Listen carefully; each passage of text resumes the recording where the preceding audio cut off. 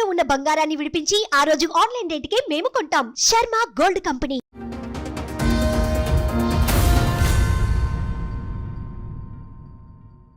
నా పేరు జ్ఞానేశ్వరమ్మ, శ్రీరామోజు జ్ఞానేశ్వర్.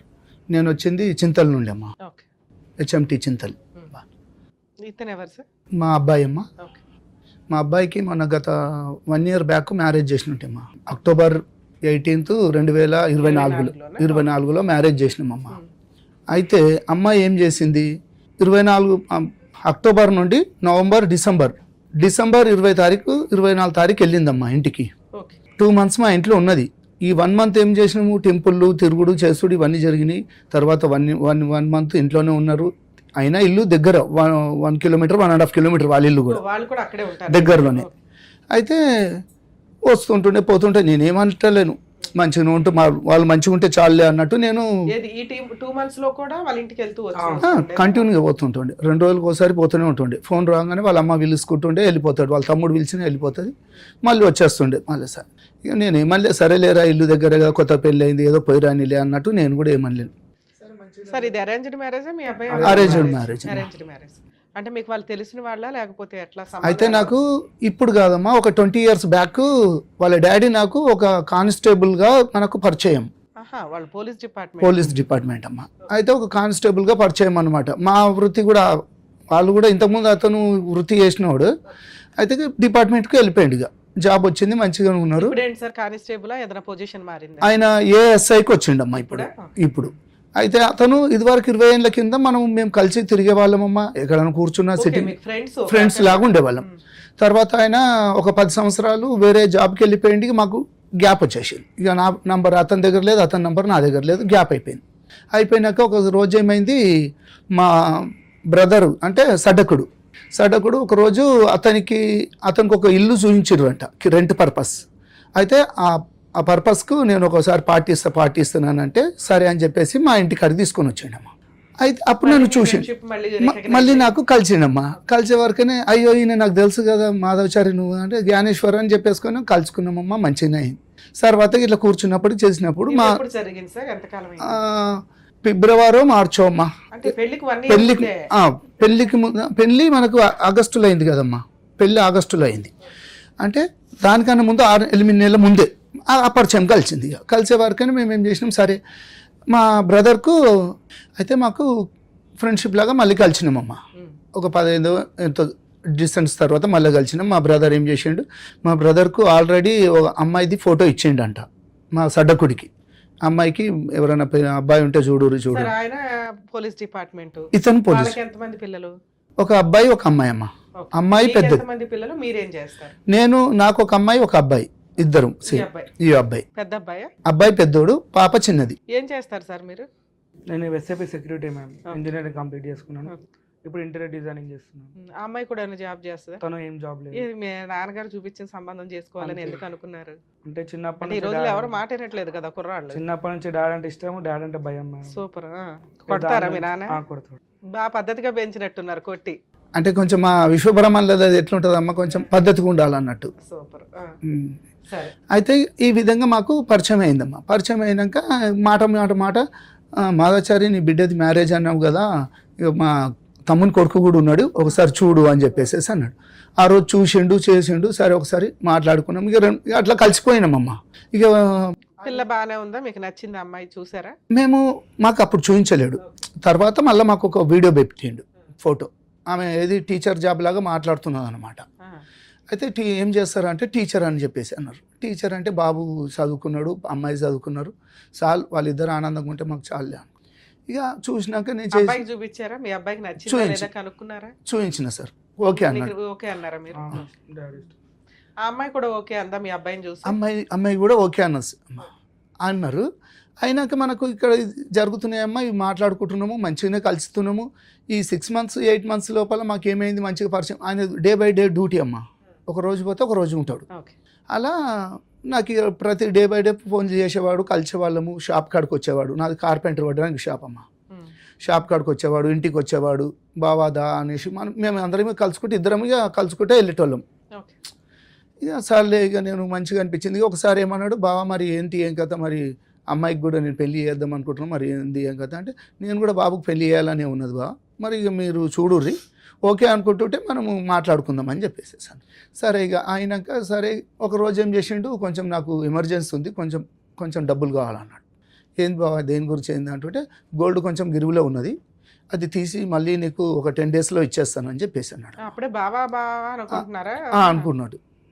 ఎంగేజ్మెంట్ ఏమన్నా ఎంగేజ్మెంట్ అవ్వలేదమ్మా, జస్ట్ ఊరికి మాట్లాడుకుంటున్నారు. ఒక ఈ టైంలో మిమ్మల్ని అప్పు అడిగాడా? మాకు ఎట్లా అంటే కలిసిపోతున్నాం ఇక రోజు ఫ్రెండ్షిప్ లో కలవటం వేరు సార్. ఆడపిల్లని మీ ఇంటికి ఇద్దామని అనుకుంటున్నారు, ఆ మాటలు అయినాయా అవ్వలేదు అప్పటికి? ఏది అట్లా అయినాకనే నన్ను బావ అన్నాడు, ఒప్పుకుంటున్నారు మాట్లాడుకుంటున్నారు ఇద్దాము అన్నప్పుడు జోగ్గా బావాన్ని స్టార్ట్ అయ్యింది. ఆ టైంలో మిమ్మల్ని అప్పు అడిగిండమ్మా. అంటే నాకు ఏమన్నాడు అంటే గోల్డ్ కొంచెం అంత గిరివి ఉన్నది, పెళ్లి టైంకి ఇడిపించాలి వస్తుంది, అది నేను పెట్టి మళ్ళీ మళ్ళా పెట్టేసి నీకు ఒక 10 daysలో నీకు రిటర్న్ చేసేస్తాను అన్నాడు. అంటే నేనన్నా అంతగానో డబ్బులు అంటే నా దగ్గర లేవు బావ అది ఇది అంటే, నువ్వు ఎట్లైనా ట్రై చేయి, నీ గురించి నాకు తెలుసు కదా, ఇంతగానో తిరుగుతున్నా చూస్తున్నా, నువ్వు ఒక ప్రొడ్యూసర్ లాగా సినిమా కూడా తీసినావు, అది అది ఇది అని చెప్పేసి అన్నాడు. సినిమా కూడా తీసారు? ఒక సినిమా కూడా తీసినాం. ఏది సముద్రుడు అమ్మా, సముద్రుడు మూవీ ఒకటి సినిమా తీసినాం. కొత్త హీరో సుమన్లో కొంచెం ఇది ఉంటాడు. అయితే నేను మొత్తం నాకు 4 పార్ట్నర్స్ ఉంటాం అన్నమాట. నేను కొద్దిగా నా షేర్ కొంచెం అంత ఇచ్చినట్టు అట్లా కూడా లాస్ అయిపోయినానమ్మా. అదొక దగ్గర నాకు ఒక 50 లక్షల దాకా లాస్ పోయినా. అయితే ఆ సినిమా ఎప్పుడమ్మా అది 1920లో, అప్పుడు 21లోనేమో మొన్న ఒక 24లో రిలీజ్ అయిందమ్మా. అది 24ఏనా రిలీజ్? ఆ టైంలో మూవీని కూడా దొరకపోయి చూపించిన. సో మీరు ప్రొడ్యూసర్ రేంజ్ లో ఉన్నారు కాబట్టి కొంచెం గిట్టుబాటు అవుతుందిలే అనుకున్నాడు ఆయన కూడా. అది ఫైనాన్షియల్ గా మంచిగా ఉన్నాడు. అడిగారండి అప్పు? నాకు ఒక 5 lakhs అడిగిండమ్మా. ఇచ్చారా? 5 lakhs అడిగితే నేను అన్న ఫస్ట్ నా దగ్గర అంత డబ్బు లేదు బావ, నాకు దగ్గర ఒక 2 లక్షలు ఉన్నాయి బ్యాంక్, సినిమాకి పెట్టున్నారు ఆల్రెడీ పోయింది, అదంతా ఇది అయిపోయింది కదా అంటుంటే, నువ్వు ఎట్లా చేసి ఇస్తావు, నాకు ఇది చేస్తావు అంటే నీకు 1 week 10 daysలోనే ఇస్తాను అంటే నేనేం చేసిన మా ఫ్రెండ్స్ వాళ్ళని కనుక్కొనేసేసి నా దగ్గర కొద్దిగా ఉండే అది ఇది చేసేసి ఆయనకు ఒక 5 లక్షలు, నేను ఒక 3 lakhs ఏమో మన బ్యాంకుకి ఇద్దరం పోయి ఉన్న 3 lakhs ఆయనకు ట్రాన్స్ఫర్ చేసిన, మళ్ళీ ఒక 2 లక్షలు క్యాష్ ఇచ్చిన. ఇవి తీసుకొని వెళ్ళి అదే రోజు బ్యాంకుకి వెళ్ళిండమ్మా. అది మా దగ్గరనే ఉంటుంది ఇండియన్ బ్యాంక్. ఆ బ్యాంకులో వెళ్ళిండ్రు, అబ్బాయి వాళ్ళ కొడుకు ఇతను ఇద్దరు వెళ్ళిర్రు. నన్ను రమ్మన్నాడు, నేను రాను, మీదేముందో లావాదేవీలు ఏముందో చూసుకోరి, నేను కిందనే ఉంటానని చెప్పేసి కింద బయట కూర్చున్నానమ్మా. వాళ్ళు పోయిర్రు, ఒక గంట సేపు ఆడ ఏం జరిగిందో చేసుకున్నారు, వచ్చేసారు. వచ్చినాక మంచిగా కలిసినాం పోయినాం. ఇక ఎప్పుడైనా ఎమర్జెన్సీ అంటుంటే బావ నాకు ఒక 50,000 ఈడ కొంచెం ప్రాబ్లం. నేను దగ్గర ఒక 8 lakhs కాకుండా ఇంకో 2-3 లక్షల దాకా అవి ఫోన్ పేలలో చేసినాం. ఫోన్ పేలో పెళ్లికి ముందు కొన్ని అయినాయమ్మా, 5 lakhs అయినాయి, మళ్ళీ కొన్ని అయినాయమ్మా ఫోన్ పే ద్వారా. అది నాకు డేట్లతో సహా మన ఫోన్ పేలో ఉన్నాయమ్మా. అయితే పెళ్లి అయిన తర్వాత అంటే పెళ్లికి ముందు అల్లుడు వాళ్ళ నాన్న దగ్గర నుంచి అప్పు తీసుకుంటూ వచ్చాడు, హ్యాండ్ లోన్ అని కానీ లేకపోతే ఫ్రెండ్షిప్. ఇక మంచిగానే మేము ఇద్దరము మంచిగా కూర్చునే వాళ్ళమమ్మా. వాళ్ళ ఇంటికి మేము పోయేవాళ్ళం, మా ఇంటికి మేము కూర్చునేటోళ్ళం, డ్రింక్ వేసేటోళ్ళం, చేసుకునేటోళ్ళం. వాళ్ళ ఇంటికి నేను పోయేటోని కూర్చుని పెట్టేటోళ్ళు, మా ఇంటికి వచ్చేటోళ్ళు, మేము కూర్చుని పెట్టేటోని. ఇట్లా మాకు ఇద్దరికి ఈ పరిచయాలు అయిపోయినాక ఇట్లా ఇచ్చుకుంటూ చేసిన.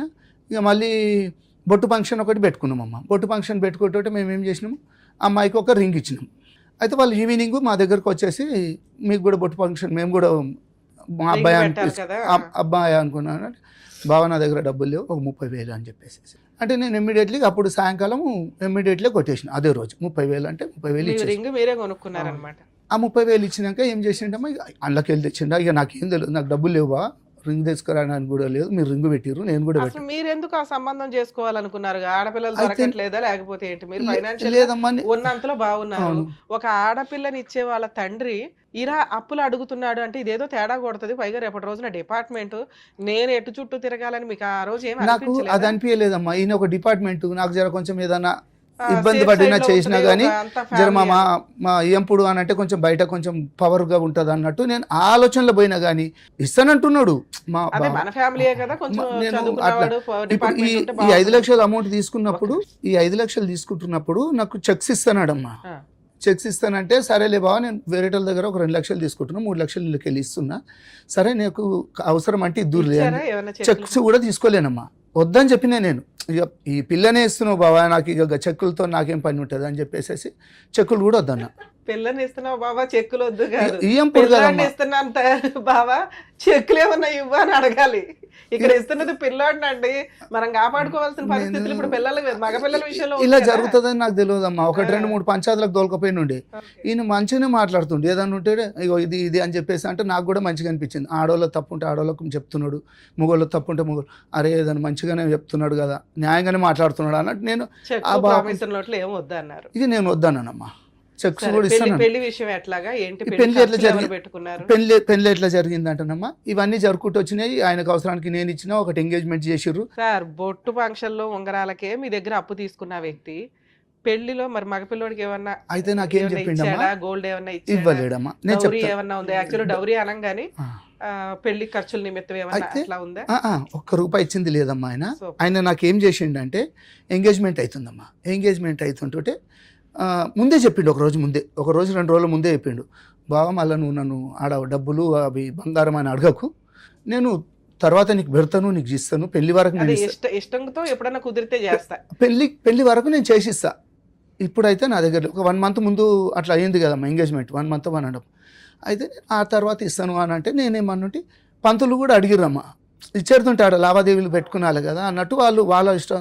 నువ్వు ఎందుకు అడుగుతున్నావు, నీకు అవసరమా అని చెప్పి పంతుల్ని బెదిరిస్తే నేనేమన్నంటే పంతులతో మాట్లాడుకున్నాం, మేమంతా సెటిల్ అయిపోయింది పంతులు, మాకు మీరేమి దీంట్లో ఏమి అడగకండి అని చెప్పేసేసాను. ఆయన కార్యక్రమం ఆయన చేసేసాను అమ్మ. అయితే ఇక ఎంగేజ్మెంట్ అయిపోయిందమ్మా.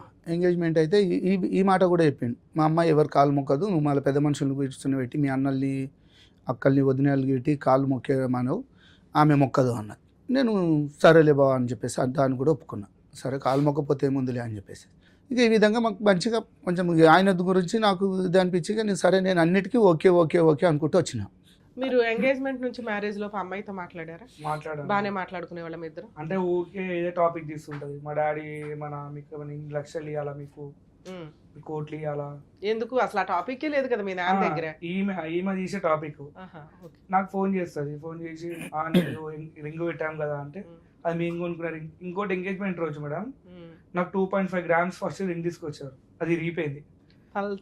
అది రీపోయిన తర్వాత మళ్ళీ ఏం చేసి మళ్ళీ బంగారం షాప్ పోతే పైసలు కట్టాలని చెప్పేసి డాడీని పంపించాడు. డాడీ పోయి మళ్ళీ 13,500 రూపీస్ ఎక్స్ట్రా చేసుకొని నాకు ఇంకో రింగ్ తీసుకొచ్చాడు.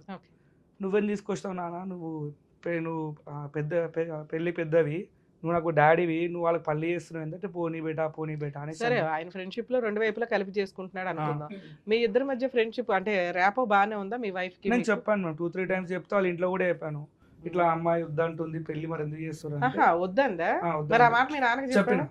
ఏం సార్ మా అమ్మాయి కొంచెం తేడాగానే మాట్లాడింది కదా స్టార్టింగ్ లోనే, జోక్గా కూడా అన్నారు పెళ్లి ఇష్టమేనా అని మిమ్మల్ని ఇందాక అడిగి ఏమన్నారు, ఇష్టమే మేడం అమ్మాయితో మాట్లాడాం స్టార్టింగ్ లో అదే.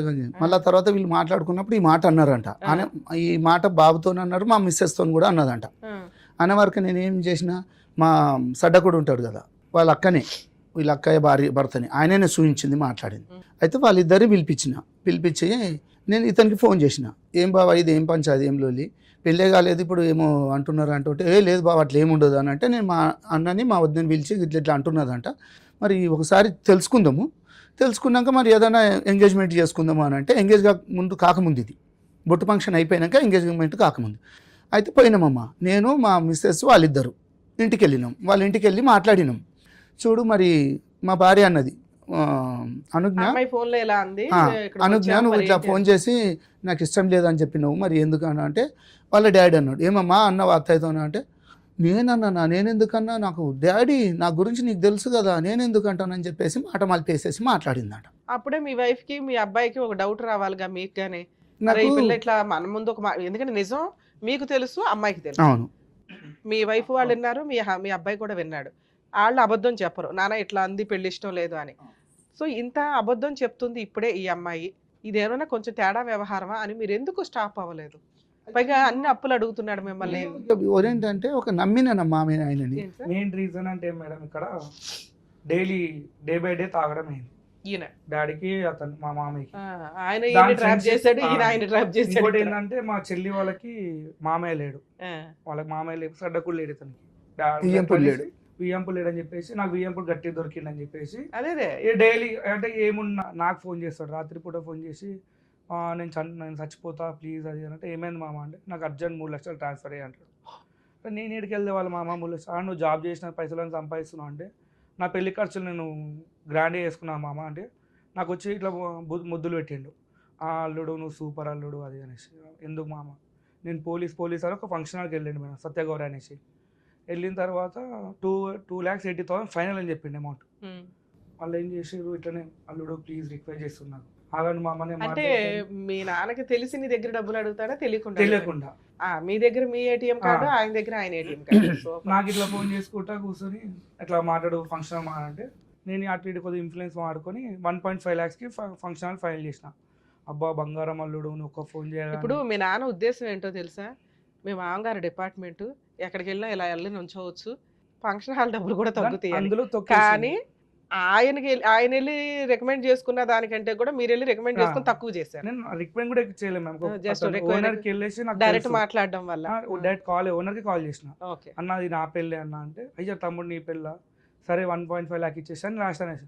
ఓ అల్లుడు నువ్వు సూపర్ అల్లుడు నీ కాలు మొక్కేస్తాను అని వచ్చి ఇంటికి వచ్చాడు, బావా నీ కొడుకు సూపర్ అది అని చెప్పాను.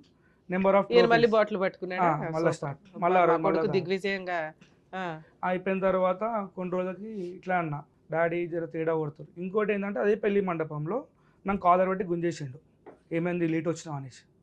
నాకు వద్దు నాన్న పెళ్లి మండపంలో నేను ఏడ్చిన వెళ్ళిపోదాం పెళ్లి రోజు ఇట్లా గుంజేసిండు నాన్న.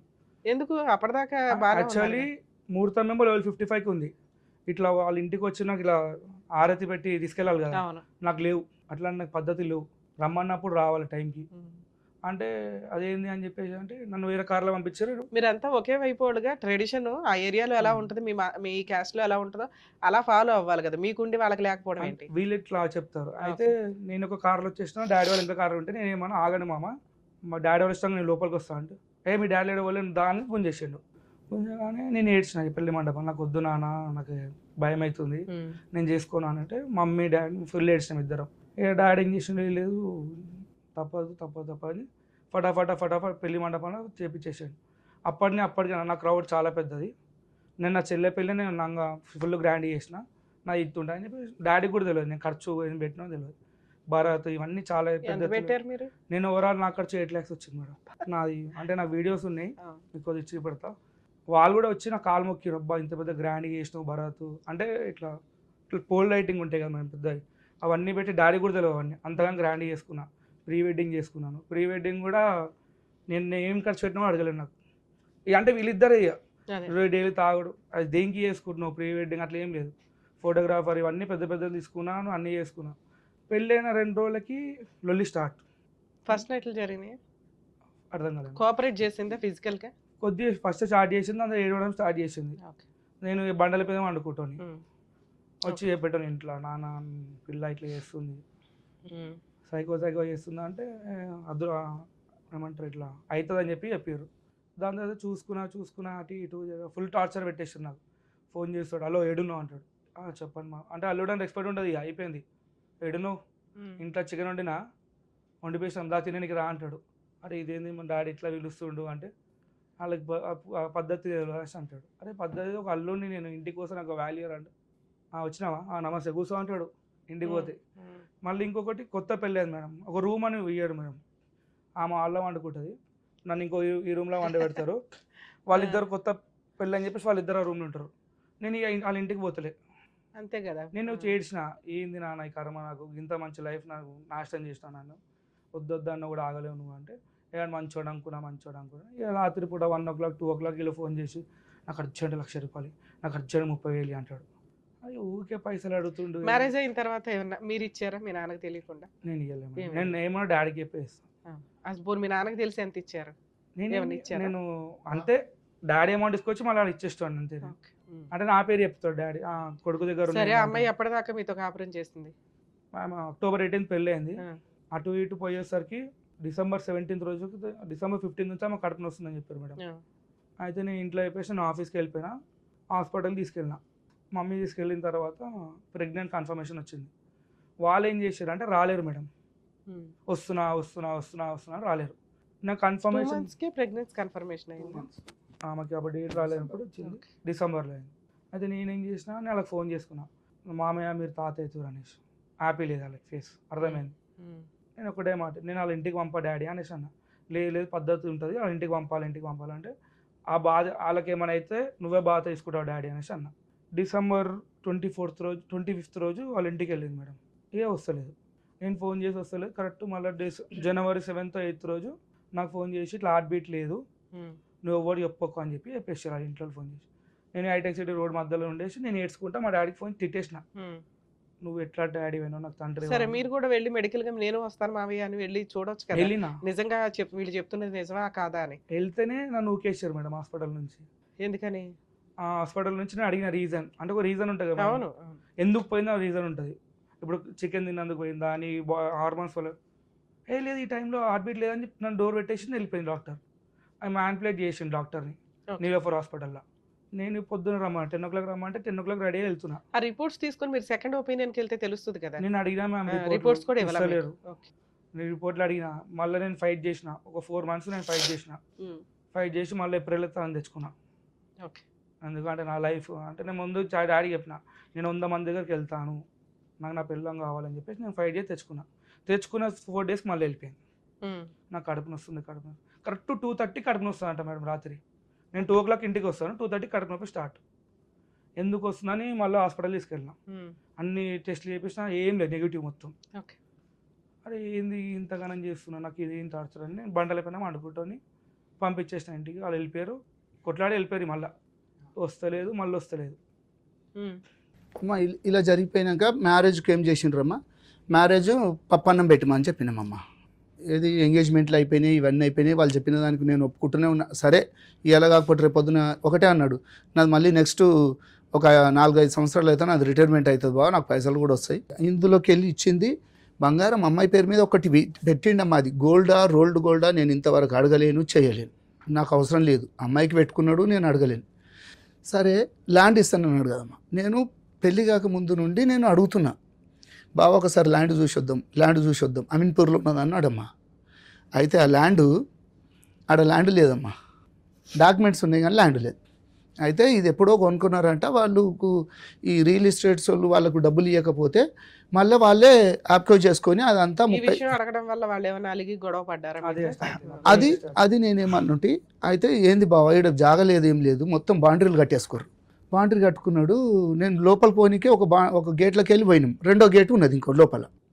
ఆ గేట్ లోపల కారు పెట్టుకున్నాము. పోయి తిరిగితే దీన్ని ఇంకొక బావ ఆడున్నది బావ, ఏడున్నది బావ అంటే, ఏడున్నది బావ జాగా నేర్ది ఎక్కడ కనీసం లేదా అని అంటే, ఇంకొక దగ్గరికి వెళ్ళి వస్తుంది. ఏది లేదు బావ, ఇదంతా ఆయనకు డబ్బులు ఇవ్వని పక్షంలో ఇదంతా పోయిందంటే నేను ఆల్రెడీ ఇక్కడ ఊరోళ్ళని కూడా కనుక్కునే వారికని ఇట్లా జరిగింది అన్నాడు. సరే వారికని మీరు పెళ్లిలో ఏమన్నారంటే, ఏం పెట్టుకుంటావు బావా, మీకు అమ్మాయికి పెట్టుకో, మాకేం అవసరం లేదు, నాకు వద్దు, పిల్లకి ఒక ల్యాండ్ ఉంది అది పెడతాము, ఒక గోల్డ్ పెట్టుకుంటాం. గోల్డ్ ఏం పెట్టారో కూడా మీకు తినగా తెలియదు, ఎందుకంటే ఆ పెళ్లిలో మీతో ఏదో చూపించలేడు కూడా నాకేం. ఆ ల్యాండ్ ఏదైతే ఉందో వీళ్ళ దగ్గర డాక్యుమెంట్లు ఉన్నాయి తప్ప అటువంటి పొజిషన్ గానీ కడీలు వేసి గానీ లేకపోతే ఏమి గానీ అక్కడ ఏమీ లేదు. అది కూడా ఫేక్. ఇది ఈ ల్యాండ్ ఇప్పుడు చూపిస్తున్న ల్యాండ్ లేదు కదమ్మా, దాని డాక్యుమెంట్స్ కూడా నాకు పంపించిండు. దాన్ని ఏం చేసిండు, నీ పేరు మీద రిజిస్ట్రేషన్ చేస్తా, నువ్వేం చేస్తావు, నేను డాక్యుమెంట్లు మాత్రమే ఉన్నాయి, అక్కడ స్థలం లేదు, దాన్ని పెట్టి నా ఈ ఎవిడెన్స్లు అడిగిండమ్మా. నీ పాన్ కార్డు నీది అవి ఉంటే ఐటీలు ఉంటాయి, నువ్వు కడుతుంటావు బాబా, నాకు అవి ఇచ్చేసాయి, నేను బ్యాంకులో నేను లోన్ తీసుకుంటాను అన్నాడు. అయితే నేనేమన్నుంటి, ల్యాండ్ నా పేరు మీద లేనిది నేను ఎట్లా నీకు బ్యాంక్ నాకు పాన్ కార్డు అవన్నీ పెట్టమంటే నేను పెట్టలేను. ఒక వారం రోజులు ఫేక్ అవుతుంది కదా సార్. రేపు రోజున లోన్ ఎట్లా ఇస్తారండి, పొజిషన్ చూసి ఇస్తారు, అక్కడ పొజిషనే లేదు, ఆయన ఇన్ఫ్లుయెన్స్ వాడుకొని తెచ్చుకుంటాను అనుకున్నాడు. ఒకవేళ మేనేజ్ చేస్తే ఏమయ్యేదో తెలుసా, మిమ్మల్ని లోపల నన్ను వేస్తారు. అది నాకు తెలిసిపోయింది. నేనేమన్నుంటి, నేను పెట్టలేను.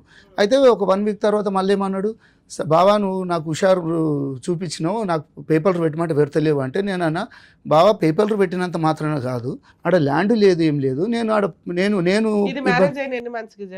మ్యారేజ్ అయినాక 1 month లోపల నేనమ్మా ఇవన్నీ.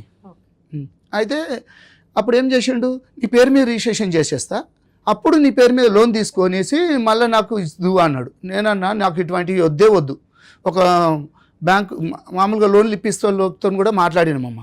ఈ డాక్యుమెంట్ ఉత్తయి పంపించేసి ఇట్లా 20 లక్షలు కావాలి ఇది అని అంటుంటే, సార్ అది ల్యాండ్లు చూస్తారు, వాళ్ళు అవన్నీ ఎంక్వైరీ చేసుకున్నాకనే మీకు ఏదైనా ల్యాండ్కు అమౌంట్ ఓకే సరే, అదేదో చేయబోయాడు, మీరు కొంచెం తప్పించేసుకున్నాను. అంటే ఇప్పుడు ఒక ప్రాపర్టీ పిల్లకి పెడతాము అని అన్నారు, అటువంటి ప్రాపర్టీయే లేదు, ఇది కొంచెం తేడాగా ఉందని మీరు ఏమన్నా అడిగారా? ఏంటి లేని ప్రాపర్టీ పెడతానని? నేను అది కూడా అడగలేనమ్మా, అది కూడా ఆ అడగలేను. పాయింట్ వల్ల ఇలా కాపురం ఏమైనా స్పాయిల్ అయిందా? దాన్ని అడగలేనమ్మా. ఏప్రిల్ లో మళ్ళీ ఏదో బతులు అడుగుని తెచ్చుకున్నాడమ్మా. ఓ 4 days కే వెళ్ళిపోయింది. మరి అప్పటి 1 week 5 days 1 week లో వెళ్ళిపోయింది. ఏప్రిల్ నుంచి మనం ఇప్పుడు డిసెంబర్ కు వచ్చాం. ఈ ఇంత టైంలో ఏమైనా పెద్ద మనుషులు పంచాయతీలు పెట్టినామమ్మా. ఎందుకు రాను అని రీజన్ గానీ ఏమైనా నేను చెప్తాను. చెప్పండి. ఇక్కడ ఏప్రిల్ అయిపోయిన తర్వాత మా డాక్టర్ తీసుకొచ్చింది డాక్యుమెంట్స్ అవన్నీ. దాంట్లో లోన్ పేపర్ నాకు దొరికినాయి. తిన పేరు మీద 12 lakhs లోన్ తీసుకున్నారు. ఏది ల్యాండ్ పెట్టేసి? ల్యాండ్ కాదు, పర్సనల్ లోన్. వాళ్ళ తమ్ముడు కొద్దిగా జాబ్ చేస్తుందా? జాబ్ ఏం చేయదు, వాళ్ళ తమ్ముడు కొద్దిగా ఫ్రాడ్ మేడం.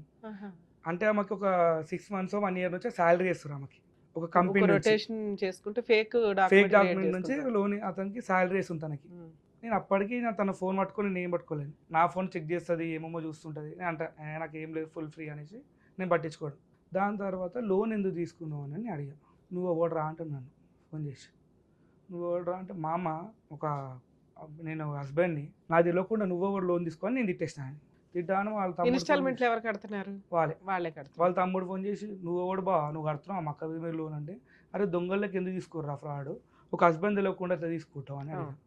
అంటే నువ్వు ఎవడు అని తిట్టింది.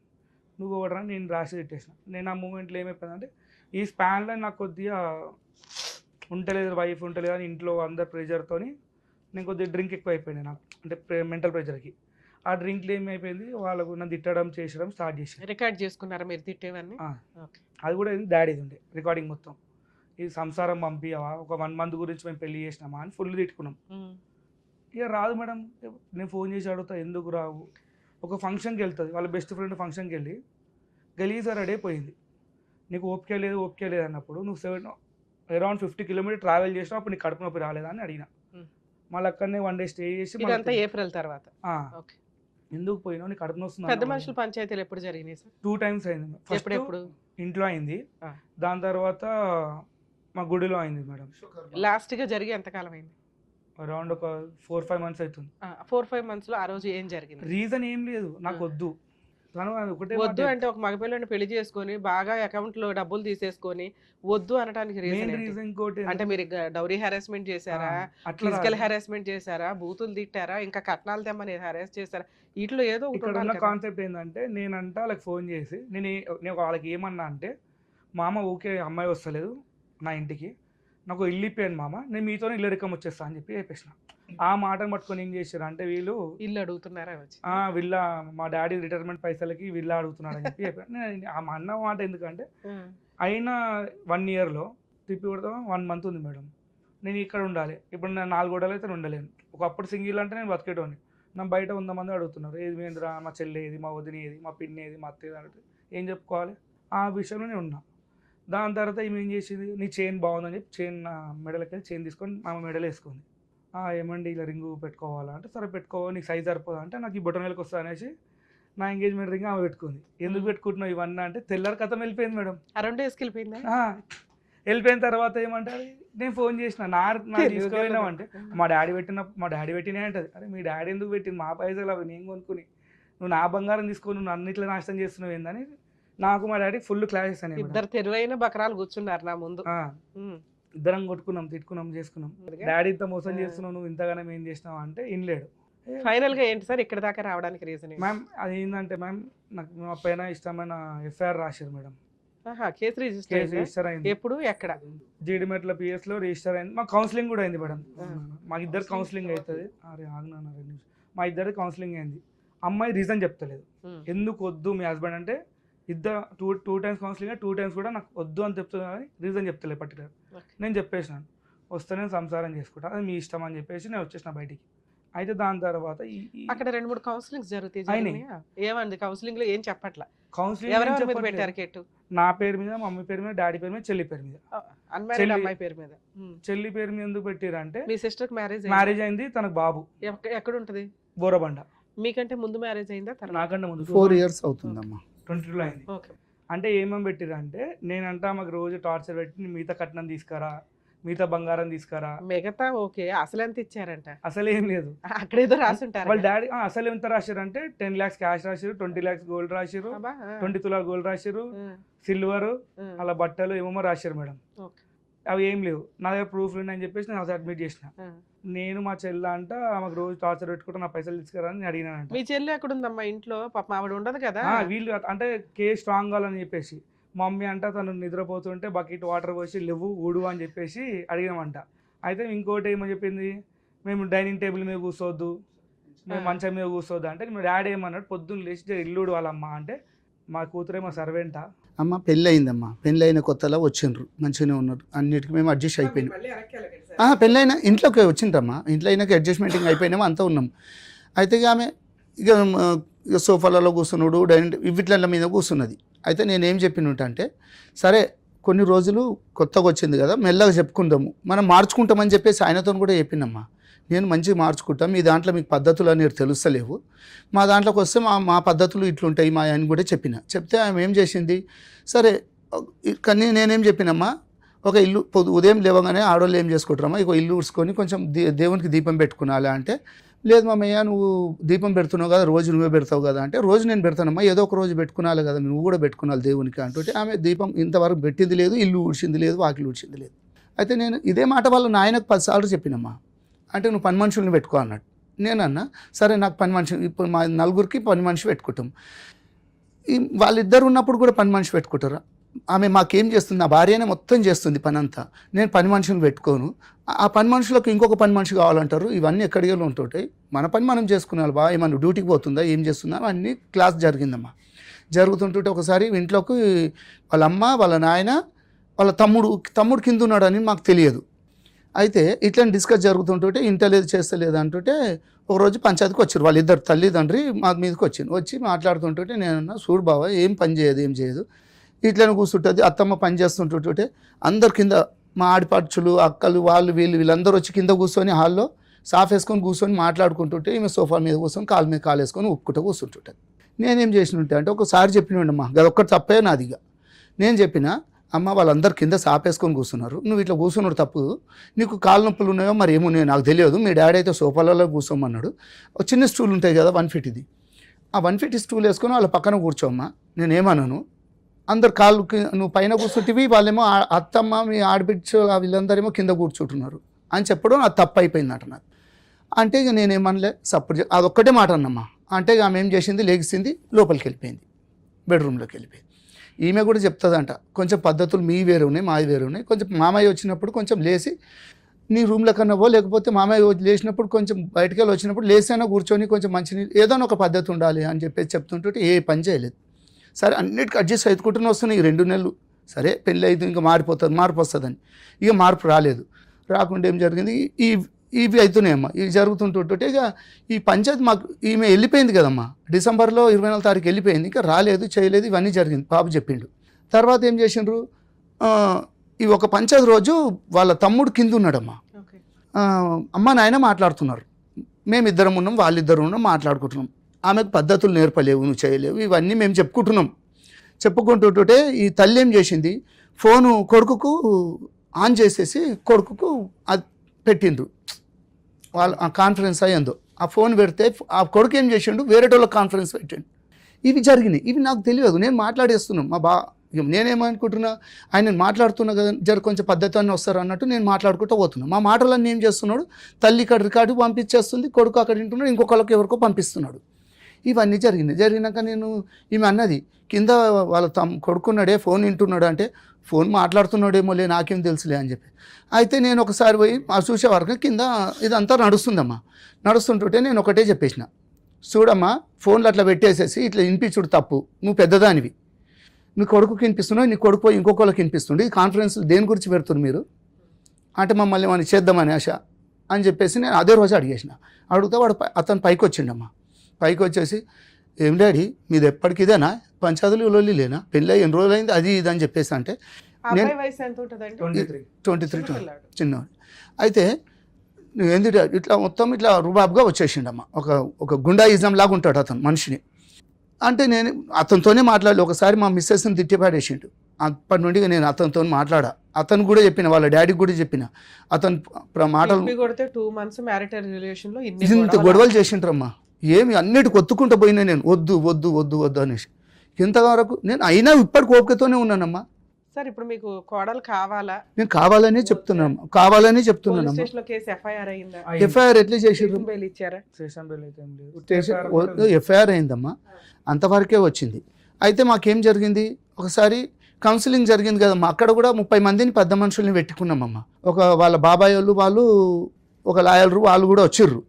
అయితే మనకు మా నుండి నేను కులపొల్లని, తర్వాత మా అక్కజలని, వీళ్ళు మాదొక 20 మంది, మేము వాళ్ళు 30 మంది వచ్చినామమ్మ. వచ్చి టెంపుల్లను కూర్చున్నాం, మేడ గొడవలు అయితే చేస్తాయి అన్నట్టు. అయితే కుర్రోడు ఏం చేసిండు, ఆల్రెడీ కొంతమందిని బయట పెట్టుకున్నాడు. ఇక మేము అవన్నీ మాకు వద్దులే అనేసి మాదేదో మాట్లాడుకుంటాం, మేము ఇది చేసుకుంటాం. అమ్మాయి కావాలని చెప్పేసి మేము అందరం 11 గంటలకు మాకు టైం చెప్పిండమ్మా. 1:30కు వచ్చారు వాళ్ళు. మాకు ఆకలి అయిపోతుంది, వాళ్ళు తినేసి మెల్లగా వచ్చారు. 1:30 ఒక టైం చెప్పారు, ఒక టైంకి వచ్చారు. అయినా నేను ఓపికతో అందరం బిస్కెట్లు తిన్నాం, కూర్చున్నాం. అయితే మాట్లాడుతూ పెద్ద మనుషులు మాట్లాడుతుంటే కొడుకు తండ్రి ఇంతమంది ఉన్నామమ్మా. పిల్లగాడు నా కొడుకు మీదకి ఏం రా లంజోడక ఏమో మాట్లాడుతున్నావు అని చెప్పేసుకుంటే పైకి వచ్చేసేసి. పెద్ద మనుషులు పంచాయతీ ఇంతమంది ఉన్నారు, 30 మంది ఉన్నారు. నాకు అప్పుడు ఆవేశం ఆగలేదమ్మా.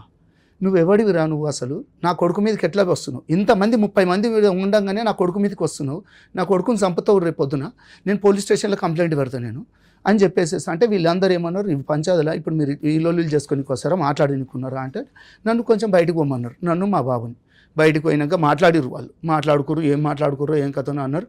తర్వాత ఏమన్నారు, ఇక ఎంత చేసినా ఏం చేసినా అమ్మాయి మీ దగ్గర ఉండే పొజిషన్ లేదు, ఉండనని చెప్పిందమ్మా. మా ముంగట్నే అన్నది. అడిగినాం మీకు ఏంది మీకు అంటే, మాకు అమ్మాయి అయితే కావాలని నేను అన్నామమ్మా.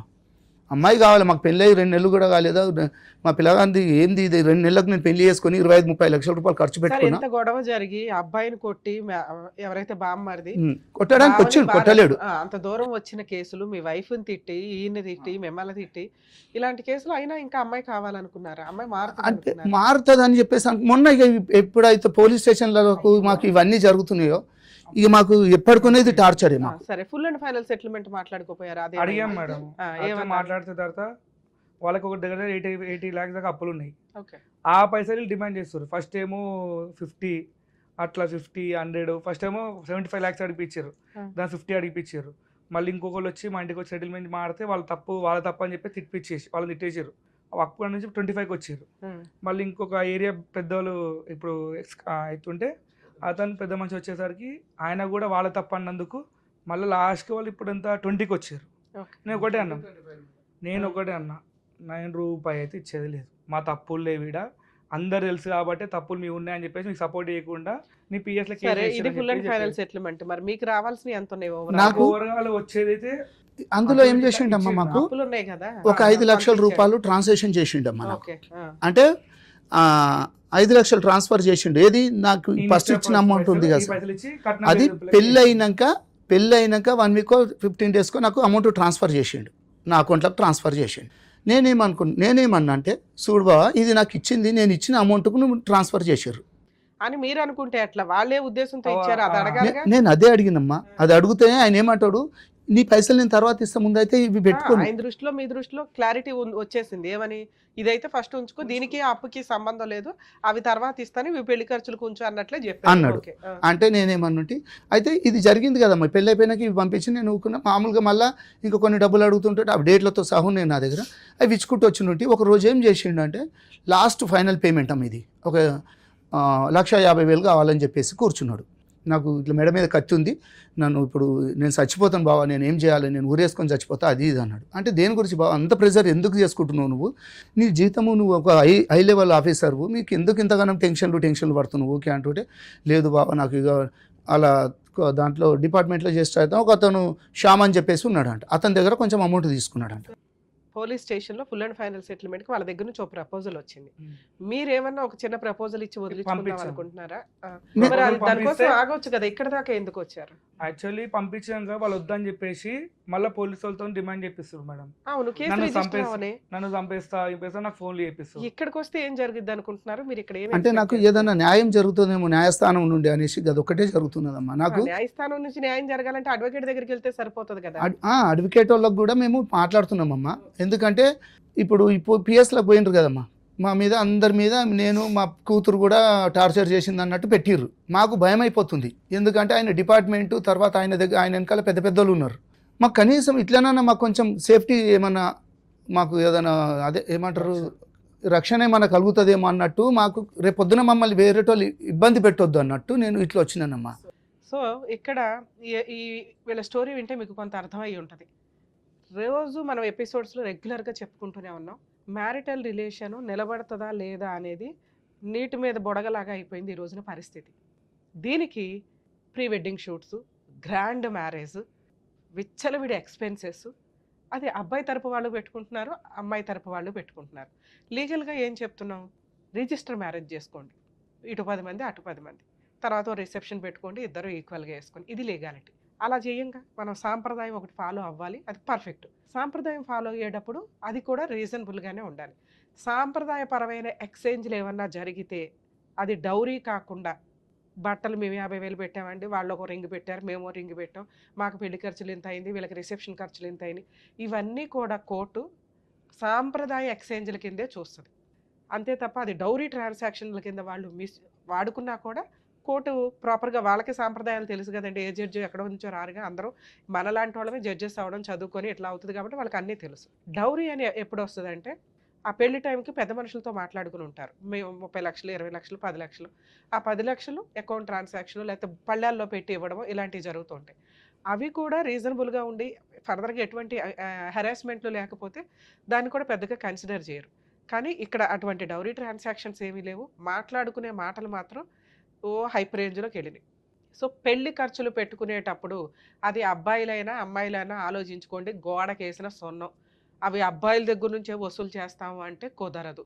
ఎందుకు అంటే మీరు గ్రాండ్గా పెళ్లి చేసుకుంటున్నారు, మీ ఇష్టం కోసం, మీ సంతోషం కోసం చేసుకుంటున్న సెలబ్రేషన్ 10 మందిని పిలిచి వాళ్ళ బ్లెస్సింగ్స్ తీసుకోవడం కోసం జరిగేది. లేదు మేడం వాళ్ళు గ్రాండ్గా చేయమన్నారు, 2000 మందిని పిలిచారు అంటే మీరు అప్పుడే చెప్పుకోవాలి.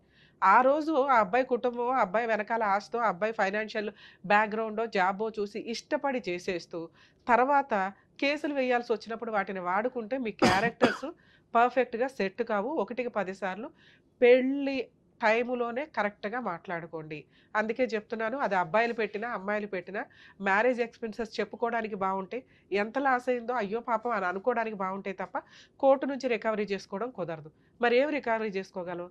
మీ మ్యారిటల్ రిలేషన్లో మీరు ఎంత సఫర్ అయ్యారు అంటే, ఒక అమ్మాయి ఇలా పెళ్లి చేసుకొని 2 వీక్స్లోనో 2 మంత్స్లోనో బయటికి వెళ్ళిపోయి వీళ్ళు ఇట్లా సెక్సువల్ అబ్యూస్ చేశారండి, ఈ అబ్బాయి సెక్స్ పనికిరాడండి, ఈ అబ్బాయి జాబ్ చేయడండి, ఈ అబ్బాయి తాగిపోతండి, వాళ్ళ నాన్న ఇట్లా అండి, వాళ్ళ అమ్మ ఇట్లా అండి అని వేసే కేసులు నార్మల్ కేసులు.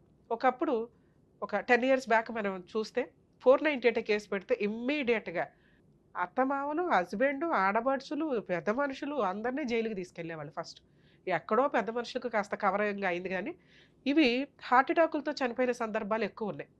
ఇన్లాస్ ఎవరైతే అత్తమామలు ఉంటారో వాళ్ళే హెల్త్లు బాగోవు. ఒకప్పుడు మనం పోలీస్ స్టేషన్ కోర్టు అంటే ఒక అవమానంగా ఫీల్ అయ్యే స్టేజ్, మనకి ఎప్పుడైనా అన్యాయం జరిగితే వెళ్ళే స్టేజ్ నుంచి టైం పాస్కి పెళ్లి చేస్తే పోలీస్ స్టేషన్కి వెళ్ళే సిచ్యుయేషన్లోకి, ఆ జనరేషన్లోకి మనం వచ్చేస్తాం. సో ఈ కేసులన్నీ మిస్యూజ్ అవుతున్నాయని సుప్రీంకోర్టు నెంబర్ ఆఫ్ కేసులను ఎవిడెన్స్గా తీసుకొని ఆ అరెస్టుల్లో ఏమీ 41 నోటీస్ ఇవ్వండి వీళ్ళకి అంటే స్టేషన్ బెయిల్.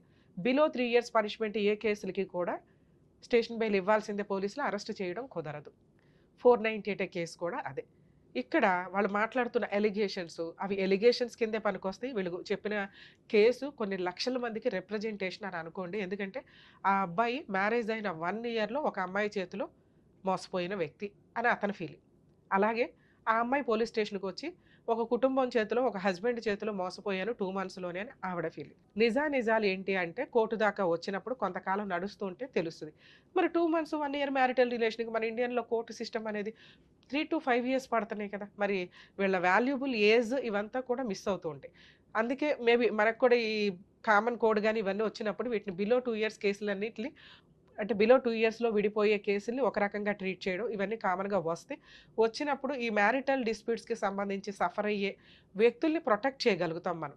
ఇక్కడ అమ్మాయికి ఇప్పుడే పెళ్లి చేసుకోవడం అవసరం లేకపోతే ఖచ్చితంగా కేసు చాలా సంవత్సరాలు నడిపించడానికే చూస్తుంది. కానీ 2 months మ్యారిటల్ రిలేషన్ కేసులో ఒక ఆడపిల్లని ఇస్తున్నప్పుడు కానీ, ఒక మగపిల్లాడిని పెళ్ళికి కూర్చోబెట్టేటప్పుడు కానీ దయచేసి బోత్ సైడ్స్ పేరెంట్స్ని రిక్వెస్ట్ చేస్తున్నాను, ముందు పెళ్ళంటే ఏంటి? ఒక పార్ట్నర్ మనల్ని నమ్ముకొని మన ఇంట్లోకి వస్తుంటే, లేదా మనం ఒక పార్ట్నర్‌ని తెచ్చుకుంటుంటే, ఆ అమ్మాయితో ఎలా బిహేవ్ చేయాలి? ఆ హస్బెండ్‌తో ఎలా బిహేవ్ చేయాలని బేసిక్ నేర్చుకోండి. ఏమి నేర్చుకోకుండా అమ్మ వాళ్ళ ఇంట్లో కాలు మీద కాలేసుకొని పాలు తాగేసి నిద్రపోయి, ఈళ్ళేమో నెట్లో ఎత్తుకుంటూ ఇంతే కాదు. ఇది కాదు లైఫ్. ఒక అమ్మాయి ఆ ఇంటి మహాలక్ష్మి. ఆడపిల్ల అంటేనే మహాలక్ష్మి ఇంకంతే. అలాంటి మహాలక్ష్మి మన ఇంటికి వాళ్ళు పంపిస్తున్నారు. ఆ మహాలక్ష్మి ఈ ఇంటికి మళ్ళీ మహాలక్ష్మి అవ్వాల. ఏంటి టైమ్ పాస్ పంచాయతీలు? నేర్పించి పంపించండి. భర్తతో ఎట్లా ఉండాలి? మీ వైఫులతో మీరు కాపురాలు చేస్తున్నారుగా. మీ అమ్మలు కాపురాలు చేసుకున్నారుగా. మీ నాన్నలు కాపురాలు చేశారు. ఇది మీ పిల్లల జనరేషన్‌కొచ్చేసరికి స్పాయిల్ అయిపోతుంది. మీ ఇళ్లలో మగపిల్లలుంటే మీకు ఖచ్చితంగా అర్థం అవ్వాలి. కర్మేంటంటే ఇక్కడ ఆడపిల్ల ఉంది, అక్కడ మగపిల్లోడున్నాడు. అయినా వీళ్ళ బాండింగ్స్ అనేవి చాలా స్పాయిల్ అయిపోయినాయి. చాలా మేజర్ పాయింట్స్. వాళ్ళ దృష్టిలో వాళ్ళు కరెక్టు, వీళ్ళ దృష్టిలో వీళ్ళు కరెక్టు. సో, ఆడపిల్లలకి పెళ్ళిళ్ళు చేసి పంపించేటప్పుడు 1కి 100 సార్లు ఒక కుటుంబంలోకి వెళ్తున్నప్పుడు ఆ అమ్మాయి ఎళ్తుంది అంటే భర్త, అత్తమామలు, కుటుంబ సభ్యులు ఉంటారు. వాళ్ళకి నేర్పించి పంపించండి. పనమ్మాయి కింద కాదు, ఆ ఇంటి మహాలక్ష్మిలాగా వెళ్తుంది. బాధ్యతలన్నీ ఉంటాయి. మీ అమ్మ ఎంత బాగా చేసిందో నువ్వు కూడా ఆ ఇంటికెళ్ళి మా పరువు నిలబెట్టాలి తల్లి. పని ఇక్కడ కాళ్ళ మీద కాలేసుకొని కూర్చొని పాలు తాగినా కూడా అక్కడికి వెళ్ళి ఆ పాలు నువ్వే కాసి ఆ కుటుంబ సభ్యులందరికీ ఇవ్వాలి. ఆళ్ళ కుటుంబ గౌరవం నీ మీద ఆధారపడి ఉంటది అని నేర్పించి పంపించండి దయచేసి. కాపురాలు నిలబడాలి అంటే ఎందుకంటే కొంతకాలం తర్వాత పెళ్ళిళ్ళు చేసుకోవడానికి భయపడి ఎవ్వరూ పెళ్ళిళ్ళు చేసుకోరు. అలాగే ప్రెగ్నెన్సీలు వచ్చినప్పుడు ఈ తింగర మాటలు కొన్ని నడుస్తూ ఉంటాయి ఇష్టం లేకపోతే. సో, అది ఓకే. అది వాళ్ళ పర్సనల్ విషయం. కానీ కంటిన్యూ అయ్యే ఉద్దేశం ఉంటే పిల్లలున్న కేసుల్లో అన్నెసెసరీగా విడిపోవద్దు. 100% కలిసి ఉండడానికే చూడండి. ఇక అబ్బాయిల విషయానికొస్తే ఒక పిల్ల ఏ 20 ఏళ్ళో, 25 ఏళ్ళో ఒక ఇల్లు అలవాటైపోయి, చుట్టాలు అలవాటైపోయి మన ఇంట్లోకొస్తది. మనం అందరం కొత్తోళ్ళమే. ఒక్క హస్బెండ్ తప్ప. హస్బెండ్‌లు చేసే మేజర్ మిస్టేక్స్ ఏంటంటే, అమ్మ ఏమనుకుంటదా? నాన్న ఏమనుకుంటారా? అని ఆ అమ్మాయితో టైమ్ స్పెండ్ చేయరు. ఆ అమ్మాయితో మాట్లాడరు. వీళ్ళు ఒక గ్రూప్ ఏసుకొని హాల్‌లో కూర్చొని మాట్లాడుకోవడం. ఆ అమ్మాయి కొత్త అమ్మాయి. కలవడానికి, మీ మాటలు వినటానికి ఆ అమ్మాయికి 2, 3 ఇయర్స్ పైనే పడతది. అటువంటి అమ్మాయి వన్స్ కోడలుగా వచ్చినాక మన ఇంట్లో పనమ్మాయిలాగా ట్రీట్ చేసేయాలి అని అనుకుంటే, మీ చుట్టాలతో కలవడం ఆ అమ్మాయికి కుదరదు. మీ పోసిబుల్ కబుర్లు ఆ అమ్మాయికి అర్థం కూడా కావు. ఆ అమ్మాయికి ఫస్ట్ వ్యక్తి భర్త. భర్తతో కొంచెం టైం మాట్లాడగలదు. మిగతా టైం ఏం చేయగలదో అంతవరకే. కొంచెం అమ్మాయిని అండర్‌స్టాండ్ చేసుకోండి. వచ్చి రాగానే మన పద్ధతులు నేర్చేసుకోవాలి, మన ఇంట్లో సర్దుకుపోవాలి, మన కుటుంబాన్ని నెత్తి మీద ఏసేసుకోవాలంటే పిల్ల పిచ్చుకలు వీళ్ళంతా. వీళ్ళకేమి ఒకప్పుడంటే 15 ఏళ్ళకే పెళ్ళిళ్ళు, పెళ్ళంటేనే ఒక బొమ్మలాట దగ్గర నుంచి నేర్చేసుకొని భర్త కావాలి, అత్తమామలు కావాలి ఇట్లా ఉండేది.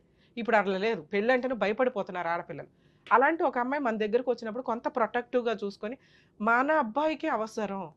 మన అబ్బాయి ఫిజికల్ నీడ్స్ తీరాలన్నా, మన కుటుంబం ముందుకెళ్ళాలన్నా, మనకి వారసులు రావాలన్నా, మన ఆస్తి వేస్ట్ అయిపోకుండా ఉండాలన్నా, అమ్మాయి అవసరం కాబట్టి, కోడలు అవసరం కాబట్టి, కోడలు అపురూపం అనుకోని ముందే నేర్పించుకోండి. అరే! ఈ కాపురం పోతే మళ్ళీ ఎవరో సెకండ్ హ్యాండ్‌ని చేసుకోవాల్సొస్తది. అప్పుడైనా ఇదే పంచాయతీ కదా! ఆ సర్దుకునేదేదో ఇప్పుడే సర్దుకుందాం అని ముందుగా ఆలోచించి అబ్బాయిల్ని ప్రిపేర్ చేసి ఉంచండి. ఆ అబ్బాయికి భార్య తర్వాతే తల్లిదండ్రులు. తల్లిదండ్రులు, భార్య, ఆయన పిల్లలు, ఒక కుటుంబం ఇంతే.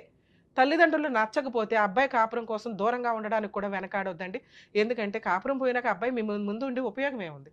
కాపురం నిలబెట్టడానికి ఎన్ని పనులు చేయగలగాలో అంతా తగ్గండి. ప్రాబ్లమే లేదు. ఎందుకంటే మనం అనుకుంటాం మన సాంప్రదాయం ఫాలో అవుతున్నాంగా లీగాలిటీని ఫాలో అవ్వట్లేదు కదా! రిజిస్టర్ మ్యారేజ్ చేసుకోమంటే చేసుకోరు. మరి సాంప్రదాయం ఫాలో అయినప్పుడు ఆ స్టేజ్ ఏంటిది? ఇద్దరు శివుడు, పార్వతి కూర్చొని చేసుకునే ఒక పెళ్లి మనంతా ఎళ్లి అక్షింతలు వేసేది ఆ బ్లెస్సింగ్స్. పుటిక్కని సంవత్సరం అవగానే విడిపోయి చేస్తున్నారు. ఏ రకంగా ఇదంతా వర్కౌట్ అవుతది? వేరే కంట్రీస్ అన్నీ మన కంట్రీ వైపు ఎందుకు చూస్తాయో తెలుసా? మన సాంప్రదాయాలు, మన ఆచార వ్యవహారాలు, మన బాండింగ్స్, భార్యాభర్తల బాండింగ్స్, కుటుంబ బాండింగ్స్ అవి మొత్తం స్పాయిల్ అవుతున్న సందర్భంలో కొట్టుమిట్టాడుతున్న కోర్టులు కిరకిటలాడుతూ ఫ్యామిలీ డిస్ప్యూట్స్ తోటి. ఒక కేసా? ఒక డిస్ప్యూటా? 5 కేసులు ఫైల్ అవుతాయి. ఇక్కడ ఈళ్ళు బాధపడుతున్నది, భయపడుతున్నది ఏంటంటే స్పాయిల్ అయిపోయింది. ఏమీ చేయలేము. ఎందుకంటే పోలీస్ స్టేషన్ దాకా వచ్చినప్పుడు సుప్రీంకోర్టు గైడ్‌లైన్స్ కౌన్సెలింగ్‌లు ఇవ్వమని. ఆ కౌన్సెలింగ్‌ల్లోనే ఇక్కడ అర్థమైపోతుంది ఆ అమ్మాయికి డే 1 నుండి ఇష్టం లేదు. దయచేసి కనుక్కోండి. ఈ రోజున ఆడపిల్లలు బయటికి చెప్పట్లేదు. వాళ్ళకో ఫ్రెండ్స్ ఉంటారు. వాళ్ళకో పర్సనల్ లైఫ్ ఉంటది. వాళ్ళకి ఇష్టం లేకపోతే ఇష్టం లేదు అంతే. ఆ అమ్మాయిని తీసుకొచ్చి బలవంతంగా అసలు అన్నీ చేర్పించి పంపించిన అమ్మాయే సరిగ్గా కాపురం చేయదు. ఇట్లా బలవంతంగా మీ సొసైటీ కోసం, గుడ్ విల్ కోసమో లేకపోతే అవతల వాళ్ళ కుటుంబం బాగుంది, ఫైనాన్షియల్‌గా సెట్ అయ్యారని చెప్పి బలవంతంగా పంపిస్తే ఇలాగే ఏడుస్తాయి. ఎవరి లైఫ్ ఇక్కడ స్పాయిల్ అయినట్టు? మీ అమ్మాయికి ఇష్టం లేదు హ్యాపీ. కానీ ఒక అబ్బాయి లైఫ్ స్పాయిల్ అయిపోయిందిగా. సొసైటీలో ఎలా చెప్పుకోగలుగుతాడు? ప్రెగ్నెన్సీ వచ్చింది. 2 మంత్స్‌కే భార్య వెళ్ళిపోయా అయినా బతులాడి తెచ్చుకున్నాడు. ఏం చెప్పుకుంటాడు? ఏం తప్పు ఉంది ఇక్కడ? లేకపోతే కామన్‌గా ఏసే డైలాగులు ఏంటో తెలుసా? అబ్బాయి సెక్స్‌కి పనికిరాడండి అని. ఇక్కడ అది కూడా ప్రూవ్ చేసుకున్నారు. అయినా విడిపోయిన కాపురం. ఇప్పుడు పెద్దగా అయిపోయింది విషయం. యాక్చువల్‌గా ఇట్లాంటి కేసులు కలపడానికి ఎక్కువ ఛాన్స్ ఉంటే ట్రై చేయాలి మనం. కానీ ఇక్కడ ప్రొటెక్ట్ చేయాల్సింది ముందు త్వరగా వదిలించుకోండి కోర్టుల చుట్టూ తిరగకుండా. 3 ఆప్షన్స్‌లో ఒక ఆప్షన్ ఎగిరిపోయింది. ఎట్టి పరిస్థితుల్లో వీళ్ళు కలవడం కుదరదు. ఇక 2 ఆప్షన్స్‌లో ఫైనాన్షియల్ సెటిల్మెంట్లు. ఇప్పుడు తను ఒక మాట అన్నాడు, మేడం మేమెందుకు ఇవ్వాలి? మా దగ్గరే బోలెడంత డబ్బు తీసుకున్నారు. మేమే తప్పు చేయలేదు. కోర్టుల చుట్టూ మమ్మల్ని తిప్పి మా లైఫ్‌ని స్పాయిల్ చేయడానికి. యాక్చువల్‌గా పాపం ఆడపడుచుకి సంబంధమే లేదు. ఆడపడుచు వాళ్ళ ఆయన, పక్కింటోళ్ళు, ఎదురింటోళ్ళు ఎవరైనా పేరెంట్ మాట్లాడితే ఆళ్ళకి కూడా పెడుతున్నారు. అయినా పోలీసులు తీసుకోవట్లేదండి. కొంచెం జ్ఞానంగానే ఆలోచిస్తున్నారు. సుప్రీంకోర్టు ఊరుకోవట్లేదు ఎవరిని. ఒకవేళ అలాంటి ఎవరి పేర్లైనా పెడితే హైకోర్టు క్వాష్ పిటిషన్ వేసుకోండి. వాళ్ళ పేర్లు తీసేస్తారు. ఆ అబ్బాయి, అమ్మ, నాన్న తప్ప మిగతా వాళ్ళ మీద కేసులు పెద్దగా ఎంటర్‌టైన్ అవ్వవు. ఎప్పుడు ఎంటర్‌టైన్ అవుతాయి అంటే ఒకే షెల్టర్‌లో వాళ్ళు ఉంటే కొంత ప్రూవ్ చేసుకోండి అంటారు. కానీ హస్బెండ్‌ని వదిలేసి మిగతా వాళ్ళందరికీ డిస్పెన్స్ చేస్తారండి. హైకోర్టులో క్వాష్ పిటిషన్ వేసుకుంటే రెగ్యులర్‌గా కోర్టుకి వెళ్ళకుండా. అంటే ఒక 50 సార్లు కోర్టుకి వెళ్ళాల్సి వస్తే ఒక 5 సార్లు వెళ్తే చాలు. మిగతా టైం అంతా మీ ఇంట్లో కూర్చోవచ్చు. కానీ కోర్టుల చుట్టూ తిరిగితే వచ్చే న్యాయానికి మన వాల్యుబుల్ టైము, ఫైనాన్షియల్, కరెక్ట్ అడ్వకేట్లు దొరకకపోతే సినిమా ఇవన్నీ ఉంటాయి కాబట్టి కొంచెం సెటిల్మెంట్‌లకి వెళ్ళండి. మీ ఏజ్‌ని స్పాయిల్ చేసుకోవద్దనే చెప్తాం. ఇక్కడ సెటిల్మెంట్ ప్రాసెస్ కూడా మనం మాట్లాడదాం. వీళ్ళ అదృష్టమో, వీళ్ళ కర్మో అక్కడ డిపార్ట్మెంట్‌కి సంబంధించిన వ్యక్తి ఇప్పుడు ప్రెజెంట్ ఏఎస్ఐ క్యాడర్‌లో ఉన్న మాంగారు. వదిలేస్తారా? ఇదో బిజినెస్ లాగా అది ఎవరైనా గానీ అట్లాగే నడుస్తున్న పంచాయతీ. ఫైనాన్షియల్ సెటిల్మెంట్లు చెయ్యమని ఏ కోర్టు చెప్పదండి. ఈ కేసులో 100% ఆ అమ్మాయికి చిల్లిగవ్వ కూడా రాదు. 2 మంత్స్ మ్యారిటల్ రిలేషన్ కోసం ఆవిడ మెయింటెనెన్స్ కేసు వేసుకున్నా కుదరదు. ఎందుకంటే వాళ్ళు చేసిన పెద్ద మేజర్ బ్లండర్ మిస్టేక్ ఏంటంటే, ఇదిగోండి మా అమ్మాయి జాబ్ చేస్తుంది. ఇదిగోండి 12 లక్షలు పర్సనల్ లోన్ తీసుకునేంత క్యాడర్‌లో ఆ అమ్మాయి ఉన్నప్పుడు ఆ అమ్మాయికి మెయింటెనెన్స్ రాదు. లోన్ అప్లై చేసేసి తీసేసుకున్నాం. ఇప్పుడు జాబ్ పోయిందన్నా కోర్టు కన్సిడర్ చేస్తారండి. ఎట్టి పరిస్థితుల్లో అమ్మాయికి మెయింటెనెన్స్ రాదు. ఒక అమ్మాయి గెలిచే కేసు మీ కేసులో అదొక్కటే. అది జరిగే పని కాదు. వీళ్ళకి బుద్ధి చెప్పాలి. నాకు ఇప్పుడే అర్జెన్సీ లేదు అనుకుంటే ఆడతా పాడతా ఫైట్ చేసే కేసు. మీకేంటంటే సొసైటీలో ఉన్న అన్ని కేసులు మనయ్యేనేమో అని మరి కంగారు పడడం వల్ల వీళ్ళు ఆహ్, ఏదైతే ఆయన ఒక కార్డ్ ఏసుకొని తిరుగుతున్నారో అదేదో గొప్ప అని మీ ఫీలింగ్ తప్ప పెరటి చెట్టు వైద్యానికి పనికిరాదండి. అలాగే ఆయన ఏమీ చేయలేడు ఈ కేసుల్లో. ఒక నార్మల్ ఫాదర్ అమ్మాయి తరపున వెళ్ళిన వ్యక్తికి ఉన్న రెస్పెక్ట్ కంటే వీళ్ళకి తక్కువే ఉంటుంది. వీళ్ళు పోలీస్ స్టేషన్‌లకో, కోర్టులకో వెళ్ళి బతులాడుకోవడానికి ఇబ్బంది పడతారు. అర్థమవుతుందా? మీకు ఆ లాజిక్ తెలియట్ల. ఫోన్ చేసి మా అమ్మాయికి ఏసేయండి అంటే ఒకరోజు ఎంటర్‌టైన్ చేస్తారు, రెండో రోజు ఎంటర్‌టైన్ చేస్తారు, మూడో రోజు చీప్‌గా చూస్తూ ఉంటారు. అరే! కాపురాన్ని ఏదో సెటిల్ చేసుకోలేకపోయాడు. కేసుల దాకా వస్తాయి. ఎందుకంటే కోర్టులో మీకు అది ప్లస్ పాయింట్. డిపార్ట్మెంట్ మామగారు ఏమన్నా చేసుండొచ్చు. ఆ రకంగా మీకు ప్లస్ పాయింటే, అది మైనస్ కాదు. 2 ఆ అమ్మాయి domestic violence case 498 case maintenance వేస్తే వేయొచ్చు. మెయింటెనెన్స్ గెలవదు, 498 గెలవదు, డొమెస్టిక్ వైలెన్స్ గెలవదు. ఇప్పుడు మీరు చెప్పినవి నిజాలైతే. Next divorce case. ఆ అమ్మాయి రాను అంటుంది కాబట్టి 1 ఇయర్ కంప్లీట్ అయింది. మీరు డైవర్స్ వేసుకోండి. మేడం మరి సెటిల్మెంట్ బెటర్ అన్నారు కదా మీరు. ఏ రకంగా సెటిల్మెంట్ బెటర్ మేడం? మేము న్యాయ పోరాటం చేయాలనుకుంటున్నాం. ఈ న్యాయ పోరాటం చేయడానికి మీకు మంచి లాయర్ కావాలి. దానికి కొంత ఎక్స్‌పెన్సెస్ అవుతాయి. మాకు ఇదే బెటర్ మేడం అంటే తక్కువలో తక్కువ 2, 3 ఇయర్స్‌లో మీ కేసు అయిపోతది. అర్థమవుతుందా? క్లోజ్ అవుతది. ఇలాంటి వాళ్ళకి ఇవ్వకూడదని నా ఉద్దేశం కూడా. ఎందుకంటే ఊరికే పెళ్లిళ్ళు చేసుకొని అటు ఇటు అంటే అవ్వదు కదా! నీకెంత ఖర్చయిందో వాళ్ళకి అంతే ఖర్చయింది. కానీ ఇక్కడ కొన్ని చిన్న చిన్న లూప్ హోల్స్ మాట్లాడుకుంటే ఆ అమ్మాయి ఫిజికల్‌గా కొంత మీతో పిల్లల్ని కనటానికి కూడా ఇదయ్యింది. అలాగే ప్రాపర్టీ గురించో, ఇంకొకటి గురించో వాళ్ళు అబద్ధాలు చెప్పినప్పుడు మీరు కూడా కొంత అడిగారు. అడగటం మీ హక్కే. పెళ్ళిళ్ళ టైంలో మీరు ఏది మాట ఇస్తారో అది పెళ్లి టైంకి చేసేయండి. ఆ విషయాల మీద గొడవలు పడి అనవసరంగా కాపురాలను నాశనం చేసుకోవద్దు. పెళ్ళప్పుడు ఏదో ఎచ్చులుగా చెప్తారు. మేము ఇది ఇస్తాం, అది ఇస్తాం, అది ఇస్తాం అని. పెళ్లి టైంకి ఇచ్చి పడేయాల. అది దాన్నే స్త్రీధనం అంటారు. ఆ పిల్ల తీసుకొని వెళ్ళటం అనేది ఆ టైంకి ఆ అమ్మాయికి ఇష్టం. అప్పుడు వదిలేసి తర్వాత ఇస్తాము అంటే ఖచ్చితంగా అవతల వాళ్ళు అరే నువ్వేం తెచ్చుకోలేదేంటి అని సరదాగా అన్నా కూడా అదొక అవమానంగా ఫీల్ అయిపోయి ఆ రోజు మీ నాన్న అన్నాడు కదా అదేదో ఇస్తాం అరెకరం పావెకరం అన్నారు తెచ్చుకోలేదు ఏంటి అంటే ఇదిగోండి అడిషనల్ డౌరీకి నన్ను హెరాస్ చేశారు. ఇవి కరెక్ట్ కాదు. ఒకసారి పెళ్లిలో మీరు మాట్లాడుకుంటున్నారంటే పెళ్లిలో ఇచ్చేయడానికే చూడండి. అబ్బాయి తరపు వాళ్ళు తల్లిదండ్రులు ఎవరైతే ఉన్నారో కొంచెం లాజిక్ ఆలోచించండి. పెళ్లి ఇంకో 10 రోజులు పోస్ట్ పోన్ చేసుకోండి కానీ లేదా వద్దు అనుకోండి. మాకేం వద్దు అమ్మాయి వస్తే చాలు. ఏదైనా కావాలి వాళ్ళు ఇస్తాము అంటే ఆ టైంకి ఇవ్వండి. స్టార్టింగ్లో మాట్లాడిందే పర్ఫెక్ట్, తర్వాత మాట్లాడేదంటే హెరాస్మెంట్ కిందకి వెళ్తుంది. కొంచెం ఈ లాజిక్ మిస్ అవ్వకండి ఎవరు కూడా. సరే, ఇక్కడ మీరు భయపడింది ఏదైతే ఉందో మీరు 100% మీ కష్టం ఏంటో తెలియజేశారు. మీలాంటి వాళ్ళే బయట బోల్డ్ మంది ఉన్నారండి. వాళ్ళకి ఒక అవేర్నెస్ నిజంగా ఆ పుణ్యం అంతా మీకు యాడ్ అవుతున్నట్లు లెక్క. ఎందుకంటే ఇది నార్మల్ కేసు. మీకున్న ఫైనాన్షియల్ కెపాసిటీకి మీరు మంచి లాయర్ని పెట్టుకొని కూడా ఫైట్ చేయొచ్చు. కానీ జనాలకు తెలియాలి మేము ఎంత సఫర్ అవుతున్నాము, ఇలాంటి వాళ్ళు ఎంత సఫర్ అవుతున్నారని మీరు ముందుకు వచ్చి మీ వాయిస్ రేస్ చేసి చెప్పినందుకు నిజంగా హ్యాట్స్ ఆఫ్. ఎందుకంటే మీ అబ్బాయి చాలా రెస్పెక్ట్ ఇస్తున్నాడు తండ్రికి, కుటుంబానికి. అలాంటి పిల్లోడిని ఎంత జాగ్రత్తగా చూసుకోవాలని సొసైటీ చూసిన వ్యక్తిగా రెస్పాన్సిబిలిటీ మీకు ఉండాలి. తండ్రి దగ్గర కూర్చోనో లేకపోతే డిప్రెషన్లోనో మీకు మీ ఏరియాలో మేబీ తాగుడు కామన్గా అయి ఉండొచ్చు, కానీ అది పండగల టైంలోనే. మిగతా టైము డిప్రెషన్ వచ్చినప్పుడు తాగుకుంటూ కూర్చుంటే ఆ పిల్లోడు వయసు ఎంత?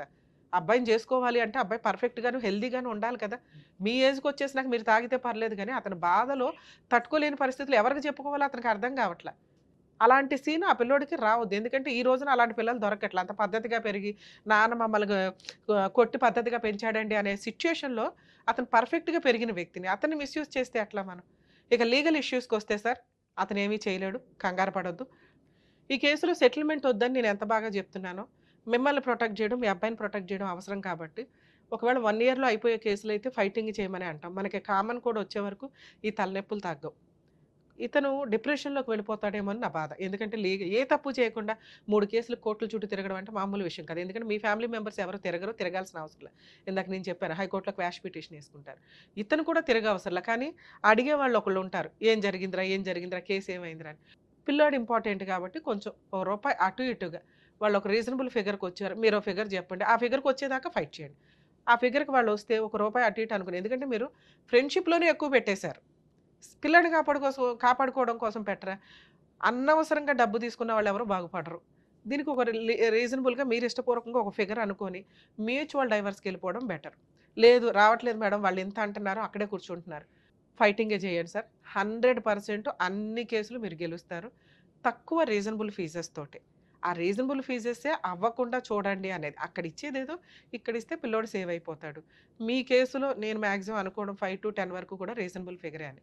వాళ్ళు 50 అడిగారు, 1 CR అడిగి ఇవన్నీ నామకే వాస్తే వ్యవహారాలు, కానీ కోర్టు దగ్గర వచ్చినాక ఏమీ చేయలేమని వాళ్ళకి అర్థమవుతుంది.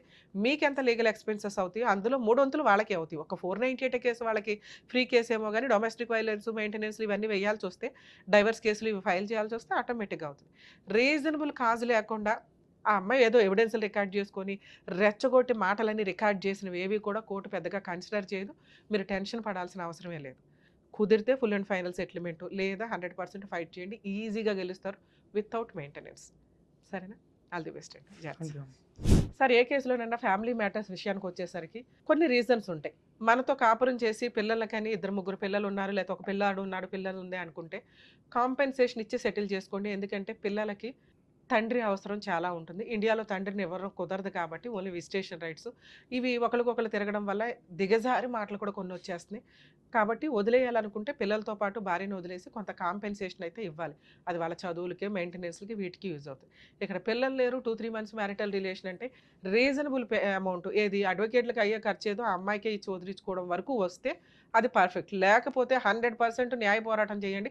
ఎందుకంటే ఈ కేసులు నడుస్తుంటే సుప్రీంకోర్టు కూడా యాక్సెప్ట్ చేయట్లేదండి. చాలా చేంజెస్ రాబోతున్నాయి త్వరలో. అనవసరంగా ఒక అబ్బాయిల్ని పెళ్లి చేసుకొని మెయింటెనెన్స్లో, కాంపెన్సేషన్లో వసూలు చేసి కాలు మీద కాలేసుకొని కూర్చుందామంటే అమ్మాయిలకి కుదరదు. అలాగే ఒక ఆడపిల్లని పెళ్లి చేసుకొని అప్పనంగా కట్నాలు తెచ్చేసుకొని మన ఇంట్లో ఓ పని అమ్మాయిలాగా ఉండాలంటే అబ్బాయిలకి కుదరదు.